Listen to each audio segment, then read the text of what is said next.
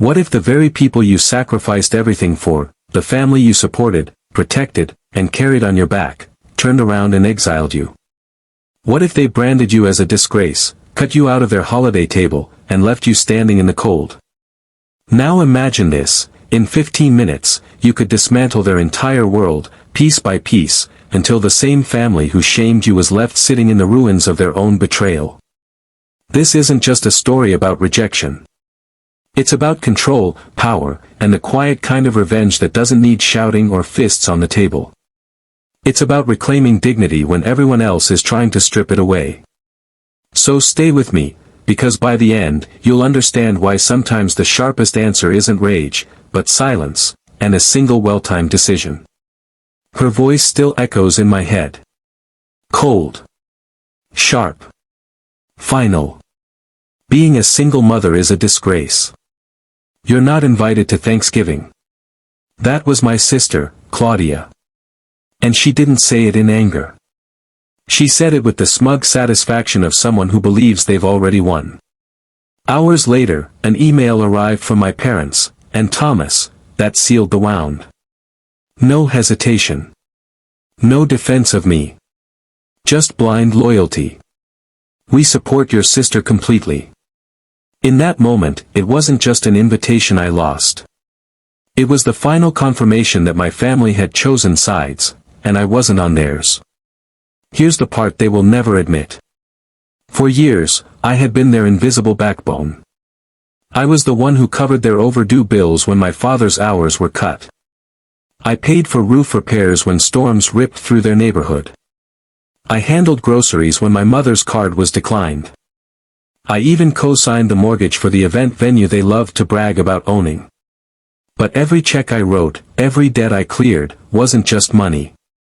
It was hope. A silent plea: see me.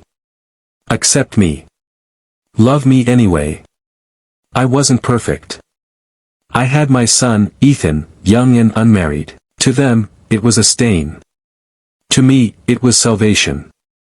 He gave my life meaning. But in their eyes, his very existence was a reason to keep me on the margins. Still, I swallowed their judgment again and again. Smiling at family dinners while they whispered. Handing over money while pretending not to hear their sighs of disappointment. I thought I could buy my way into belonging. I was wrong. The betrayal wasn't sudden. It was layered, creeping in over years like rot in the beams of an old house. First came Claudia's introductions at gatherings. This is my unmarried sister. She has a situation. Then came my parents' habit of redirecting conversations whenever I spoke, as though my words were less valuable than the weather or the price of bread. It stung. But I endured. Because family, I told myself, is meant to be endured. Until the Thanksgiving ban. That was no subtle cut. That was exile. And that was the night something inside me snapped. I didn't beg. I didn't call. I didn't try to explain. Instead, I opened my laptop. My hands were steady as I typed the words that would shift everything. Then you won't be there either. One sentence. A declaration. A promise.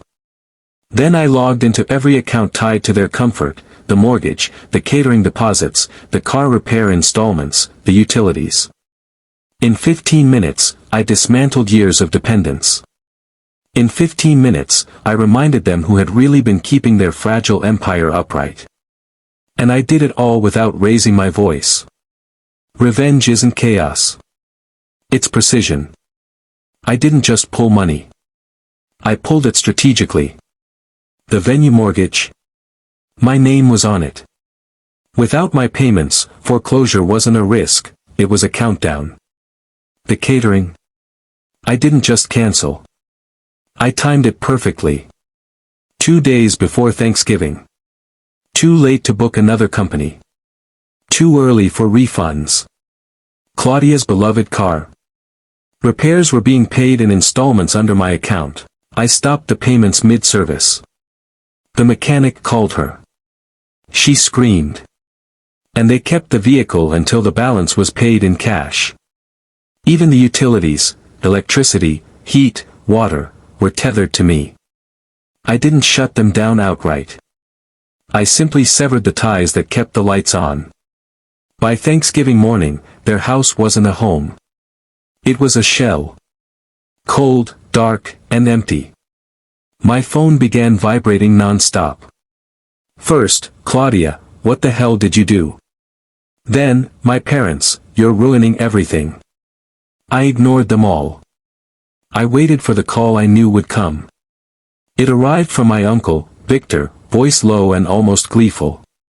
They're sitting in a freezing house. No food. No venue. Everyone showed up and there's nothing. Guests are leaving in droves. People are whispering. I pictured it, guests arriving in holiday best, expecting warmth and abundance. Instead, locked doors. Dark rooms.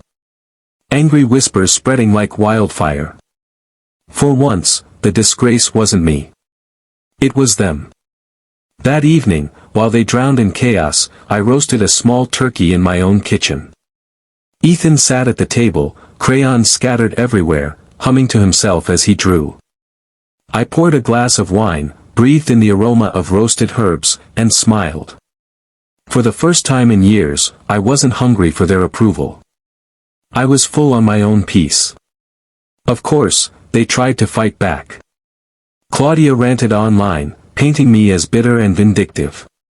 But screenshots of her cruel words about me, family disgrace, unfit mother, circulated faster than her excuses. Sympathy was not on her side. My parents tried guilt. Family forgives, they said. I replied simply, exactly. You taught me what family means. And I've learned. They went silent after that. In the weeks that followed, their fragile empire began to crumble. The venue slipped closer to foreclosure. Their reputation never recovered. Friends stopped inviting them, wary of being associated with betrayal and broken promises. Meanwhile, I thrived. Ethan's laughter filled the apartment. My home grew warmer, not with heat I paid for, but with clarity. The weight of their judgment evaporated, leaving only freedom. Do I miss them? No. Because family isn't blood. Family is who stands with you when the world sneers. And the truth is, I'd rather eat alone in peace than feast surrounded by knives. When Claudia called me a disgrace, she thought she was humiliating me. She forgot I was the one signing the checks. When my parents chose her side, they thought loyalty would shield them. They forgot loyalty means nothing without power. I took back mine quietly, efficiently, completely. This year, Thanksgiving wasn't a punishment. It was liberation. Revenge wasn't loud. It wasn't about screaming or slamming doors. It was about a quiet dinner. A child's laughter. And the echo of an empire collapsing without my hand to hold it up. As I carved that turkey, I realized the truth. They had exiled me, but in reality, I was the one who cast them out. So tell me, if the people you sacrificed for turned around and betrayed you, would you still stay loyal? Or would you do what I did, and let silence, precision, and truth speak louder than anything else?